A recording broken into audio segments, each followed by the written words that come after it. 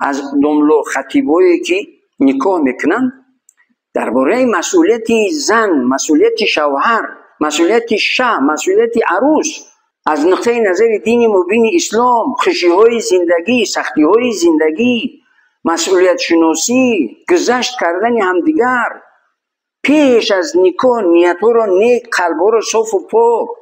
در اسلام همه عبادت ها موقتی است. یگانه عبادتی که در اسلام هست که دائمی ابدی هست یک عمره هست، این نکاح هست.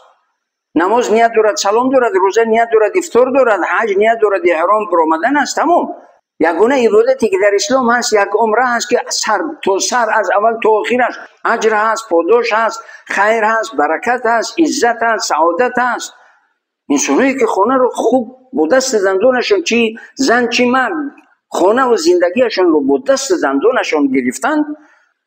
ببینید 80 ساله از بس خرسند خوشنود خوشحال و سالم زندگی دارد. اونایی که خانه رو خراب کردن، خانه رو یک متهم خانه به یک جهنم تبدیل دادن، 40 ساله 50 ساله هست نیست 5 استندش میزنن در قلبش، برای که خانه آرام نیست. خانه آرام، زندگی خوب، یک دیگر فهمی، سالمی هست، خوشبختی هست. حالا بس آیات و حدیث های زیادی وجود دارد، زیادی بعد فرو نرفتم تا اینکه طولانی بد نشود. یعنی میگن که برای انسانی به عقل اشاره بس است.